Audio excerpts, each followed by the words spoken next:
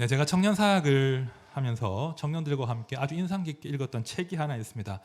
제가 한번 소개한 적이 있는데요. 지금은 고전이 된 책입니다. 장 지글러라는 사람이 쓴 탐욕의 시대라는 유명한 책이 있습니다.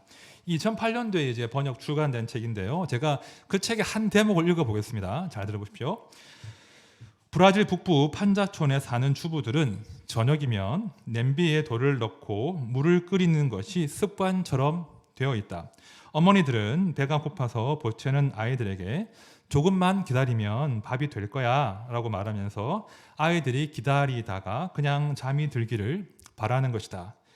배고픔에 시달리는 자식들을 보면서도 그 아이들을 배불리 먹이지 못하는 어미가 느끼는 수치심을 감히 무엇으로 가늠할 수 있겠는가? 네, 이 책의 서론 부분에 이런 대목이 등장합니다. 이게 15년 전에 이제 한국에 번역된 책인데요. 이 책을 함께 청년들과 나누면서 우리가 이 눈에 보이지 않지만 전 지구적인 기아의 문제에 어떻게 우리가 도울 수 있을까 그런 고민을 많이 나누었던 그런 계기를 준 책입니다.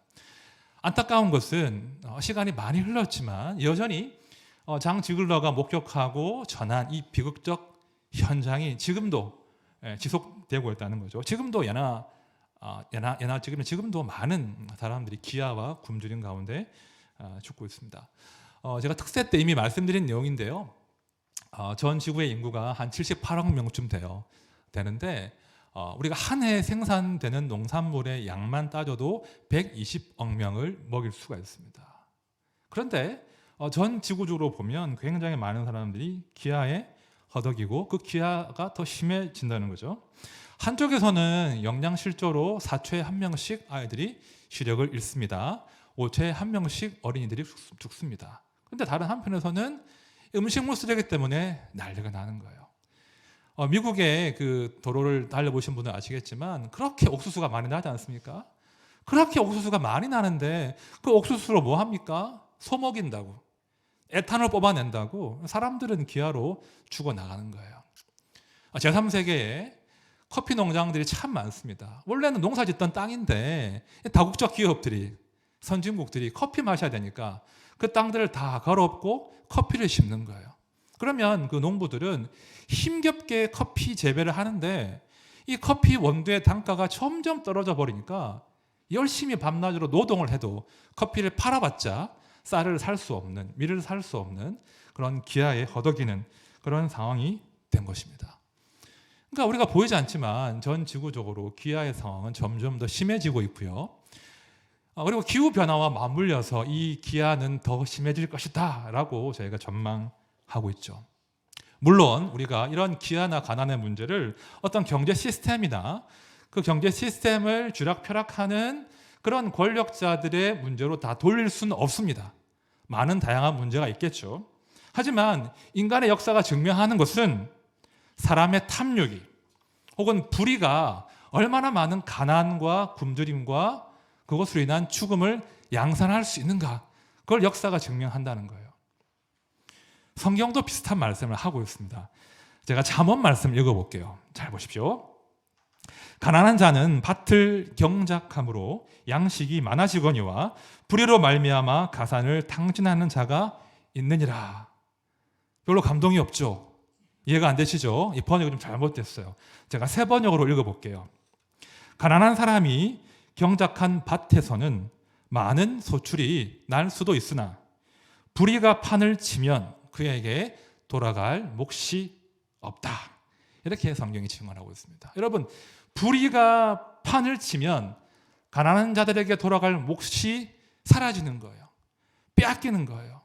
밤낮으로 열심히 노동하며 하고 땀 흘리고 수고하지만 이 사회적인 불의 때문에, 그렇죠? 가난한 사람들은 더 깊은 가난의 수렁으로 빠질 수 있다. 이것이 성경의 증언이고요. 인간의 역사가 보여주는 그런 아픈 현실입니다. 오늘 저희가 이제 추수감사절로 지키는데요. 우리가 한 해를 돌아보면서 감사한 것이 많구나, 감사를 헤아려 보고 헌금도 드리고 감사하는, 기뻐하는 그런 날임과 동시에 추수감사절은요, 우리의 감사가 입술에 머물 것이 아니라 어떤 구체적인 실천으로 이어질 것인가, 그 실천에 대한 고민을 하는 날이 추수감사절인 거예요. 오늘 말씀을 통해서 하나님께서 당신의 백성들에게 아주 명확하게 명령하시는 그 추수의 법칙이 무엇인지, 또 그 추수의 법칙에 담겨 있는 우리의 신앙 고백과 실천이 무엇이 되어야 할지를 한번 고민하는 그런 시간이 되면 좋겠습니다. 이제 말씀으로 들어갑니다. 자, 19절 말씀 제가 다시 볼게요. 내가 밭에서 곡식을 벨 때에 그 한 뭇을 밭에 잊어버렸거든. 다시 가서 가져오지 말고 나그네와 고아와 과부를 위하여 남겨두라. 그리하면 내 하나님 여호와께서 내 손으로 하는 모든 일에 복을 내리시리라. 자, 이 대목은 이제 그 가을에, 그 봄이나 가을에 추수할 때의 장면인데요. 저는 이제 추수를 해본 적이 없습니다. 뭐 낫을 들고 벼를 베거나 한 적이 없어요. 여기 곡식이 벼입니까? 보리입니까? 그것도 모릅니다. 보리예요? 아, 보리구나. 예. 여러분들 해보셨어요? 아셨어요? 보린 거? 왜 아는 척 하세요? 저는 가을에 낫을 들고 이제 농사 해본 적이 없어가지고 이게 무슨 장면인가 이제 제가 그림을 준비했어요. 보십시오. 우리가 이제 가을 거지하거나 이스라엘 사람들은 이제 보리 추수하고 밀 추수하거든요. 이제 추수를 할 때 그 줄기를 다 모아요, 그죠? 줄기를 다 모아가지고 묶어요. 곡식단을 이렇게 쌓아두는 거예요. 이렇게 다 곡식단을 군데군데 쌓아두었다가 곡식을 다 베면, 그죠? 단을 다 만들면 그 단을 다 거두어 가지고 뭐 타작 마당으로 옮기거나 곡식 창고로 들이지 않습니까? 그런데 그렇게 그 곡식 단들을 옮길 때에 혹시 잊어버리거나 그냥 두고 남겨진 곡식 단이 있을 수 있잖아요. 그럴 수 있잖아요. 자, 그렇게 할 때 어떻게 하라고 하십니까? 다시 가서 찾아오지 말고 그거 그냥 버려두어라, 남겨두어라 하시는 명령을 지금 하나님께서 아주 명시적으로 하시는 거예요. 이 명령이요, 두 번 연속 또 반복되는데요. 자, 20절과 21절 말씀 같이 보겠습니다. 시작. 내가 내 감람나무를 떤 후에 그 가지를 다시 살피지 말고 그 남은 것은 객과 고아와 과부를 위하여 남겨두며 내가 내 포도원의 포도를 딴 후에 그 남은 것을 다시 따지 말고 객과 고아와 과부를 위하여 남겨두라. 자, 명확한 추수의 원칙이죠. 곡식을 벨 때, 과일을 딸 때 악착같이 다 거두거나 다 따지 말고 좀 남겨두어라. 그래서 객과 고아와 과부들이 먹을 수 있도록 해라. 이것이 하나님께서 당신의 백성들에게 하신 추수의 법칙, 명령이에요. 사실은 되게 유명한 본문입니다. 오늘 처음 보신 것 아니죠. 되게 유명한 본문인데 제가 이 본문을 택하고 본문을 연구를 하다가 말씀 가운데 3번 반복되는 남겨두어라, 남겨두라, 이 명령의 뜻이 좀 무엇일까 좀 연구를 하려고 제가 히브리어 원문을 봤는데 히브리어 원문상에 이 남겨두라라는 단어가 등장하지를 않는 거예요. 사실은 번역이 조금 아쉬운 잘못된 번역입니다. 자, 개역개정 성경에서 남겨두라라고 번역했는데요. 이 번역은 사실은 잘못된 번역이고 오해의 여지가 있는, 오해의 소지가 있는 번역이에요. 이런 오해를 할 수 있는 거죠. 내 밭에서 곡식이 나고 과일이 나면 다 내 것이고 내가 다 수확할 권리가 있는데 그 권리를 조금 포기하고 내 몫을 포기하고 차비를 베풀어라. 그런 명령으로 오해할 소지가 있다는 거예요. 마치 내가 은혜를 베푸는 자로 그렇게 해석할 여지가 있는 것인데요. 그런데 히브리어 원문을 보면 뉘앙스가 달라져요. 다른 의미예요. 제가 원문에 충실하게 번역된 새 번역본으로 제가 한번 세 구절 읽어보겠습니다. 잘 들어보세요. 그것은 외국 사람과 고아와 과부에게 돌아갈 몫입니다. 그 남은 것은 외국 사람과 고아와 과부의 것입니다. 그 남은 것은 외국 사람과 고아와 과부의 것입니다. 이 미묘한 차이인데요. 이 뉘앙스의 변화를 아시겠습니까? 네가 땀 흘려서 수고해서 수확한 너의 곡식, 너의 과일, 그거 조금 양보해라. 이 말씀을 지금 주님이 하시는 게 아니에요. 그 남은 것은 애초에 너희들의 것이 아니라 나그네들과 고아와 과부의 몫으로 내가 지정한 것이다. 그 말씀을 지금 하나님께서 하신 겁니다.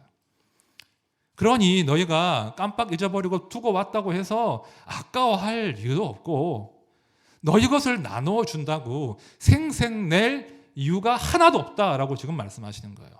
원래부터 너희들에게 줄 목도 있지만 객과 고아와 과부의 몫이 있는 거야. 이 말씀을 지금 하나님께서 하신 거예요. 이것이 추수의 법칙에 담겨 있는 하나님 나라의 원리예요. 사실 이 추수의 법칙에는요, 제가 좀 더 들여다보면 하나님의 백성들, 하나님을 믿는 사람들이라면 누구든지 고백할 수밖에 없는 어떤 신앙 고백이 담겨 있거든요. 그 신앙 고백에 근거해서 이 법칙이 만들어진 건데, 그 법칙을 제가 두 가지 설명해 드릴게요. 잘 들어보십시오. 땅, 소유, 재산에 대한 성도의 신앙 고백. 성도의 어떤 신앙 고백이 이 추수의 법칙 아래에 깔려 있는지를 제가 한번 말씀드릴게요. 첫 번째, 모든 땅은 하나님의 것이다. 우리는 그냥 하나님께 빌려 쓰는 것이다. 이런 신학이 그 추수의 법칙에 깔려 있는 거예요. 자, 레위기 25장 23절 말씀 우리 같이 읽어보겠습니다. 시작. 토지를 영구히 팔지 말 것은 토지는 다 내 것임이라. 너희는 거류민이요 동거하는 자로서 나와 함께 있느니라. 레위기 25장도 되게 유명한 말씀인데요. 이 말씀은 사실 쉽게 설명하면 일종의 토지 임대 계약서예요. 토지 임대 계약서. 여러분들 임대 계약서 써보셨죠? 맞죠? 써보셨죠? 자, 임대 계약서에 꼭 포함돼야 될 두 주체가 있어요. 누굽니까? 임대인, 그죠? 빌려주는 사람. 그 다음에 빌려 쓰는 사람, 임차인. 자, 임대인과 임차인을 명시해야 되는데 지금 이 말씀이 그 말씀인 겁니다. 자, 임대인이 누굽니까? 하나님, 그죠? 땅의 주인은, 임대인은 하나님 되십니다. 임차인, 땅 빌리는 사람 누구예요? 이스라엘 백성들인 거예요. 자, 23절 하반절에 보면 동거하는 자 이런 단어가 나오는데요. 그 동거하는 자를 번역하면 세입자 그런 뜻인 거예요. 그러니까 지금 이것이 하나님께서 땅에 관련해서 이스라엘을 세입자로 임차인으로 부르시고 나는 임대인이야 이렇게 밝히신 그런 계약서의 내용인 거죠. 그리고 그 땅을 빌려주신 그 하나님께서는요, 그 땅의 수확물 일부를 누구에게 할당하시는 거예요? 객과 고아와 과부에게 돌아가야 된다. 나에게 땅을 빌려 쓴 너희들은 사회적인 약자에 대해서 도덕적인 책임을 져야 한다. 이것이 땅의 주인이신 하나님께서 이 계약서상에 명시하신 그런 내용인 거예요. 이스라엘 백성들은 이 계약의 내용을 알았어요. 이런 계약의 특수한 내용들을 알고 서명을 하고 땅을 사실은 받은 거예요. 그래서 오늘 본문 19절 하반절에 보시면 이런 단서 조항이 붙는 겁니다. 잘 들어보세요. 내가 밭에서 곡식을 벨 때에 그 한 뭇을 밭에 잊어버렸거든. 다시 가서 가져오지 말고 나그네와 고아와 과부를 위하여 남겨두라. 그리하면 내 하나님 여호와께서 내 손으로 하는 모든 일에 복을 내리시리라. 이게 계약 관계예요. 너희가 그 땅에 대한 나의 뜻 계약을 성실하게 이행하면 나도 그 계약을 이행하겠다. 네가 그 밭에서 손으로 일할 때 내가 그 손에 복을 주겠다. 이 말씀을 지금 하나님께서 밝히시는 거예요. 너희가 계약을 잘 이행하면 나도 계약을 잘 이행하겠다. 너의 손에 복을 내리겠다. 이 말씀을 지금 하나님 하십니다. 그리고 바로 이 대목에서 우리의 땅과 소유에 대한 성도의 두 번째 신앙 고백이 도출되는 거예요. 두 번째는 이겁니다. 우리의 땅에 대한 성도의 신앙 고백. 뭐죠? 하나님께서 땅을 돌보신다. 이 고백이 이 추수의 법칙에 담겨 있는 거예요. 자, 신명기 11장 11절 말씀 제가 읽어볼게요. 너희가 건너가서 차지할 땅은 산과 골짜기가 있어서 하늘에서 내리는 비를 흡수하는 땅이요 라고 되어 있습니다. 이 대목은요, 하나님께서 이스라엘 백성들에게 장차 빌려주실 그 땅이 어떤 땅인지를 설명하는 그런 대목입니다. 그런데 어떤 땅이라고 하죠? 비를 흡수하는 땅이래요. 좋은 땅입니까? 나쁜 땅입니까? 설명드릴게요. 의견이 갈렸는데, 자, 원래 이스라엘 백성들이 종살이 하던 이집트 땅은요 주로 평지예요.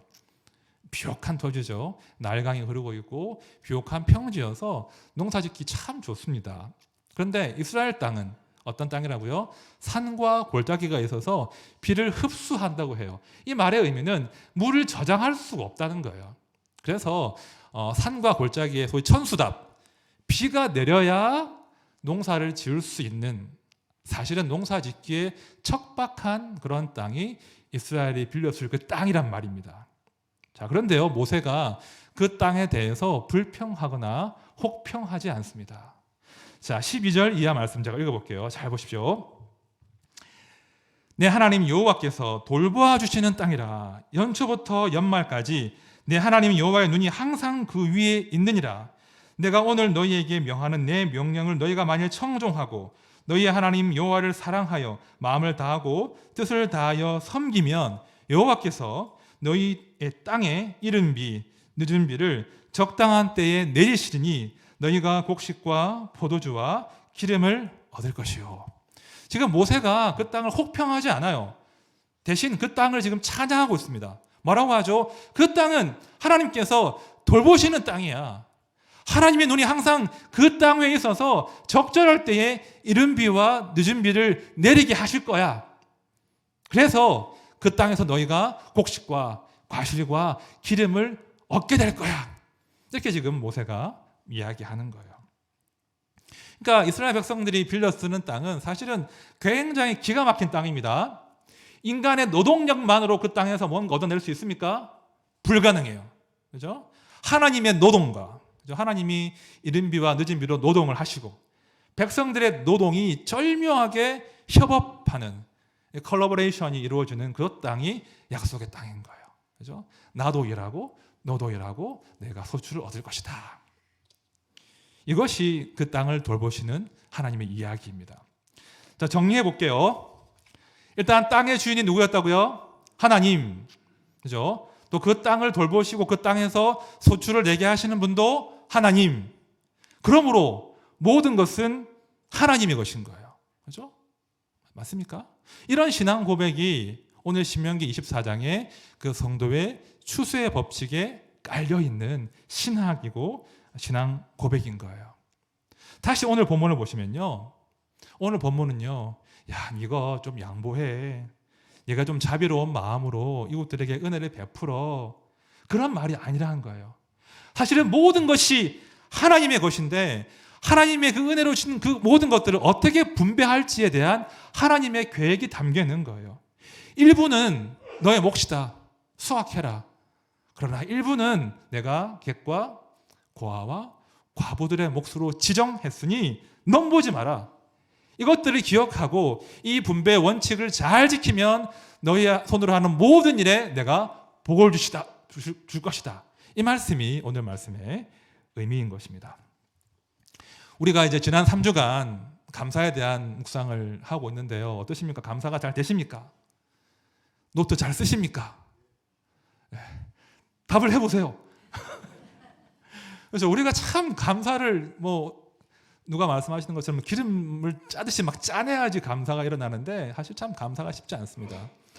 하나님이 우리의 범사를 돌보신다. 우리가 범사에 감사하자라고 이야기하지만 참 감사가 쉽지 않죠. 그런데 여러분, 감사라는 것이 말입니다. 감사 노트를 쓴다고 그 감사의 진정성이 있는 게 아니에요.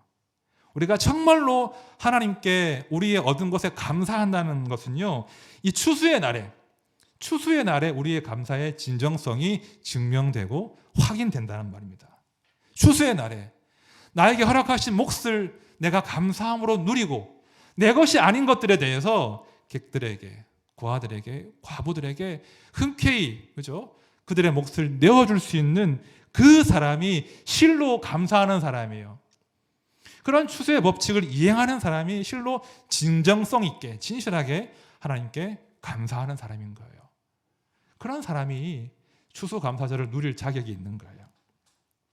제가 이제 설교를 준비하면서 이제 참 제가 감사가 없구나 이런 것도 하나 깨달았지만 무엇보다 제가 참 오늘 말씀에 등장하는 이 추수의 법칙의 그런 최대 수혜자구나 하는 것들을 다시 한번 깨달았습니다. 제가 정말 이 추수의 법칙의 최대 수혜자인 거예요. 객은 어떤 사람이죠? 자기 집이 없는 사람 아니겠습니까? 정착지가 없어요. 땅이 없으니까 땅 있는 사람, 집 있는 사람의 머슴살이 하면서, 그죠? 더부살이 하는 사람이 나그네입니다. 고아는 누굽니까? 아버지가 없는 사람. 자기를 돌볼 사람이 없는 사람이 고아입니다. 과부가 누구겠습니까? 남편이 없는 사람. 남편이 없거나 혹은 장성한 아들이 없는 그런 외로운 여인이 바로 과부예요. 제가 이제 제 삶을 자주 말씀드렸겠지만 제가 사실은 과부의 아들이었고, 제가 사실은 또 고아였고, 제가 사실은 긴 세월 나그네로 살았거든요. 스스로를 부양할 수 없는 누군가의 은혜가 아니면 살 수 없는 그런 긴 세월을 제가 보냈지 않습니까? 제가 누구보다 이 추수의 법칙의 최대 수혜자였구나, 이걸 제가 일찍 깨달았습니다. 제가 청년 때 은혜를 받고 내가 최대 수혜자구나, 우리 하나님은 객과 고아와 과부의 하나님이시구나, 이걸 제가 알고 나누며 살아야 되겠다, 그런 결심을 했는데요. 뭐 대학생이 얼마나 돈이 있겠습니까? 제가 이제 과외해서 돈을 벌어서 썼는데요. 뭐 한 달에 40만 원, 50만 원 이 과외비가 들어오면 월말에 되면 거의 이제 잔고가 이제 비어요. 뭐 몇천 원 남기도 하고 1, 2만 원 남는데 그게 참 짜릿했어요. 매달.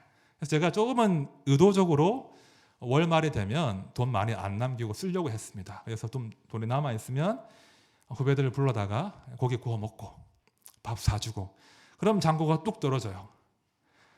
이게 재밌습니다. 그러면 잔고가 제로에 가깝지만 다음 달에 되면 하나님이 어김없이 그 잔고에 통장 잔고를 40만 원으로 50만 원으로 채워주신단 말입니다. 이런 훈련을 제가 수년간 했거든요. 정말 행복하고 짜릿해요. 제가 움켜쥐지 않고 나누어주면 하나님이 다 채워주시는구나, 더 모으지 말자, 이게 제 청년 때 소신이었습니다. 제가 결혼할 때 고생을 많이 했죠.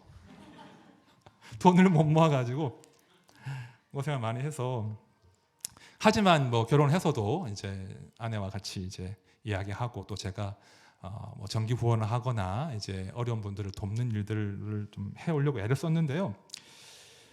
점점 이제 세월이 지나면서 또 점점 내 것이라고 주장할 만한 것들이 많이 생기기 시작하면서 어느새 돌아보니까 제가 청년 때처럼 하지 않고 객과 고아와 과부의 몫을 제 것으로 챙기는 일이 참 많다는 걸 제가 알게 됐어요. 분명 내 몫이 아닌 건데 내 통장에 들어오면 마치 다 내 것인 것처럼 내 마음대로 쓰려고 하는 그런 마음들을, 그런 욕심들을 제가 많이 발견을 했습니다. 제가 이번에 설교 준비하다가 참 반성을 참 많이 했습니다. 너무 쓸데없이 많이 움켜쥐고 살고 있더라고요. 제가 사실 내일 이사를 해요. 이사를 해서 지금 이제 집 정리를 하고 있는데 얼마나 쓰레기가 많이 나오겠습니까? 근데 우리 집의 제일 문제는 옷이에요, 옷. 식구가 6명이니까 옷이 얼마나 많겠습니까? 그래서 이제 버릴 옷들이 많아가지고 옷들을 다 버리고 이제 애들 다 데리고 그 의류 수거함에 뭐 몇 번은 왔다 갔다 했는데, 이렇게 옷들을 쌓아놓고 보고 있는데 굉장한 그 죄책감이 몰려오는 거예요. 와, 내가 정말 큰 죄를 짓고 살고 있구나. 이렇게 옷들을 쌓아두고 결국은 버리는 옷들이 이렇게 많네. 그런 마음이 드는 겁니다.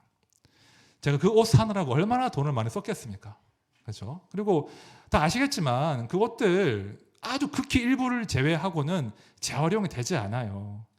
대부분의 경우는 제3세계 개발도상국에 막 수출되어서는 아주 일부 5% 내외만 재활용되고 나머지는 다 쓰레기로 버려져서 그 개발도상국들의 산이며 들이며 강이며 바다를 가득 채우는 쓰레기가 되어버리거든요. 제가 화면을 좀 준비했어요. 보십시오. 이게 가나의 한 해변의 모습인데요. 쓰레기를 버린 거예요. 쓰레기를 버려서 해변을 가득 쓰레기가 채우고 있는 그런 모습입니다. 그 다음 화면 보시면 소들이 지금 풀을 뜯어야 되는데 풀을 뜯어먹지 못하고 이 옷들을 뜯어먹고 있는 거예요. 합성 섬유를 뜯어먹고 있는 그런 장면인 거예요. 여러분, 그 한 해에 말입니다. 생산되는 옷이 얼마나 되는지 아십니까? 인구가 78억 명이라고 했죠. 78억 명인데 한 해에 만들어진 옷이 1000억 벌이에요. 1000억 벌. 별로 안 놀라시네요. 1000억 벌의 옷이 만들어지고요. 그 옷 가운데서 또 동일한 기간에 330억 벌이 쓰레기로 버려집니다. 그렇죠? 이 옷들이 대부분 다 플라스틱 소재가 많기 때문에 다 환경오염의 주범이 되는 거예요. 특별히 가난한 나라들, 기아에 허덕이는 그 나라들의 아름다운 자연을 훼손시키는 주범이 바로 우리 같은 사람들이 버린 그 옷이란 말입니다. 제가 옷들을 보면서 부끄러웠어요. 왜 이렇게 쌓아두고 살았나. 아니 겨울옷 한두 벌이면 되는 거 아닙니까? 왜 이렇게 겨울옷이 많아요? 짧은 거, 긴 거, 모피도 필요하고 막 오리털도 필요하고 속옷도 필요하고 패딩도 필요하고 뭐 무엇이 많아요. 우리가 지나치게 과도하게 소비하고 있더란 말입니다. 참 우리 시대가 마주한 많은 고통들이 있잖아요. 그죠? 오늘 말씀드린 기아의 문제, 가난의 문제, 또 전쟁의 문제, 그리고 우리가 어떻게 해결할 수 없는 지금 막다른 임계점에 와 있는 환경과 기후변화의 그 모든 문제, 그 문제의 기저에 말입니다. 가장 강력하게 도사리고 있는 것이 인간의 탐욕, 탐심이란 말입니다. 이걸 우리가 빨리 이해하고 깨달아야 됩니다. 내 것이 아닌데 내가 함부로 소비하고 착취하고 개발하고 다 소비할 권리가 나한테 없는 것인데 하나님께 빌려 쓴 것인데 그 중에 일부는 반드시 객과 고아와 과부의 몫으로 돌아가야 할 것인데 내가 다 욕심부리고 소비하고 탕진하느라고 이 지구가 몸살을 앓는 것이고요. 나의 그 탐욕이 돌고 돌아서 누군가의 가난이 되고 배고픔이 되고 죽음이 되고 눈물이 되는 거예요. 우리 성도들이 이 엄중한 사실을 늘 기억하셔야 합니다. 물론 저희가 안다고 뭘 할 수 있겠습니까? 그렇죠. 뭘 할 수 있겠습니까? 사실은 각국의 리더들이, 정상들이 힘을 모아야 돼요. 힘을 모아서 뭔가 대책을 세우고 우리의 탐욕과 이 과도한 소비를 제어할 수 있는 장치를 마련해야 되는데 됩니까? 안 됩니까? 안 되잖아요. 매번 실패하잖아요. 합의가 도출이 되지 않아요. 사회적인 시스템으로 인간의 탐욕을 제어할 수가 없단 말입니다. 점점 힘들어질 거예요. 하지만 여러분, 점점 힘들어질 수 있으나 우리 수준에서는 우리가 할 수 있는 것이 무엇인지를 고민하는 것이 그 시대의 문제를 당면한 우리의 몫인 거예요. 우리가 큰 변화를 일으킬 수는 없으나 우리가 할 수 있는 것이 무엇인가를 고민하고 실천하셔야 됩니다. 두 가지 면으로 제가 좀 당부를 드릴게요. 첫 번째, 개인적으로, 가정적으로는요, 우리 한번 소비를 잘 보십시오. 어디에 돈을 내가 쓰고 있는가. 가계부 다 쓰시지 않습니까? 저는 안 쓰지만 소비를 좀 들여다보세요. 내가 지나치게 소비하고 있지 않는가. 이걸 내가 꼭 사야 했는가? 한번 고민해 보십시오. 그리고 절제하십시오. 우리 지나치게 많이 소비하고 있어요. 지나치게 많이 소비하고 쌓아두고 삽니다. 그 부분에 대해서 한번 가족회를 여시고요. 같이 고민하셔야 돼요. 그리고 내가 쓰고 남은 것 가지고 객과 고아와 과부를 도우려고 하지 마시고요. 내가 쓰기 이전에 하나님이 내 재산 가운데, 내 소유 가운데 객과 고아와 과부의 몫으로 지정하신 것이 무엇인가를 고민하시고 그 몫을 떼어 놓으십시오. 그리고 드리십시오. 제가 아내와 아침에 그런 약속을 했어요. 우리 다시 시작하자. 식구 많으니까 한 2명 정도는 해외 아동 다시 결연 맺자. 그리고 우리 주변에 선교하신 분들 많으시니까 선교사님들 정해서 우리 지원하자. 우리 아이들과 함께 그런 대화를 하자. 그렇게 아내와 함께 이야기를 나누었습니다. 할 수 있으면 온 가족이 함께 이야기해 보십시오. 아마 이미 많은 분들이 하고 계실 거예요. 혹시 안 하고 계신다면 함께 이야기하셔서 우리의 소비를 뭘 줄여서 어떻게 나눌 것인가, 어떻게 절제할 것인가, 어떻게 객과 고아와 과부의 몫을 확보할까 함께 이야기하면서 우리 아이들에게 하나님의 추수의 법칙이 무엇인지를 좀 가르쳐 주셔야 합니다.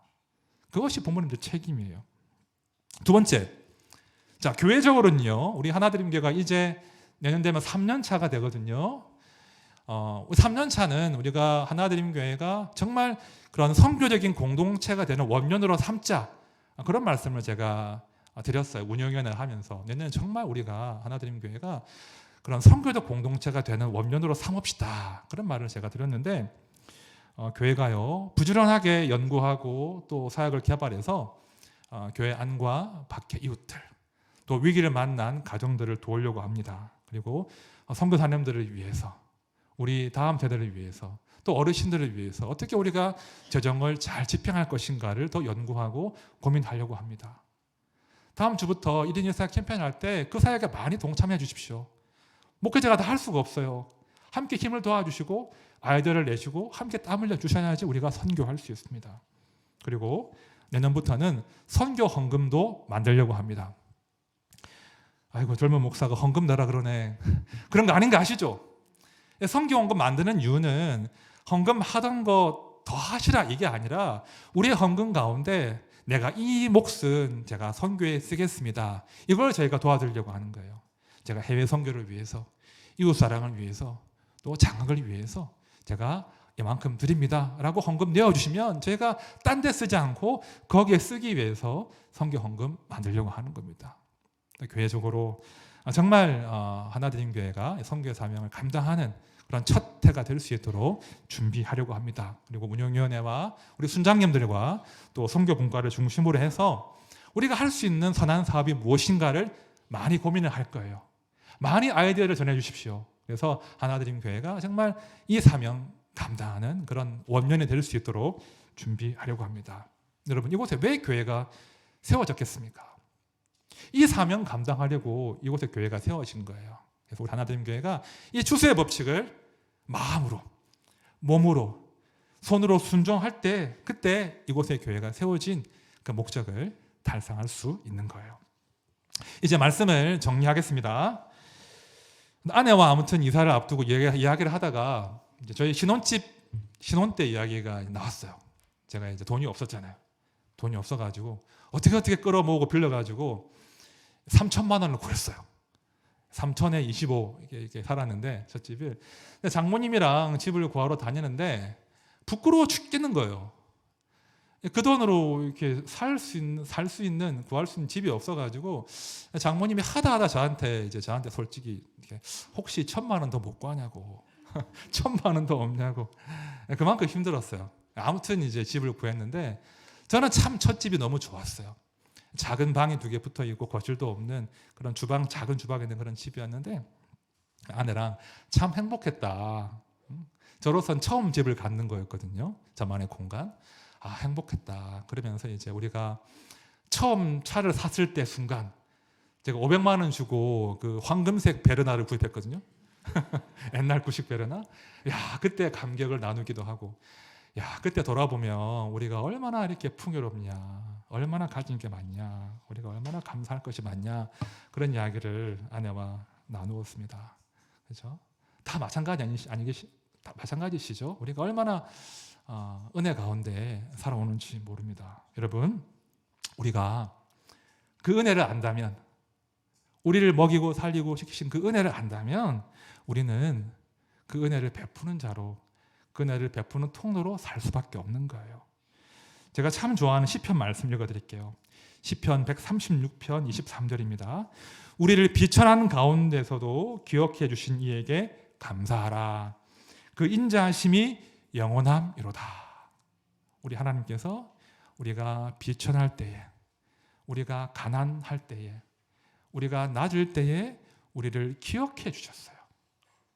우리가 낮을 그때에 우리를 기억해 주셨고 우리를 기억하신 그 사랑 때문에 우리가 여기서 지금 살고 있는 겁니다. 함께한 모든 성도님들이 그렇게 우리가 비천할 때 우리를 돌아보시고 기억하신 그 하나님의 은혜를 기억하시면서 이 추수의 법칙, 추수의 날에 하나님의 은혜를 기억하고 나 또한 하나님의 은혜의 또 호의의 통로로 살아내야 되겠다.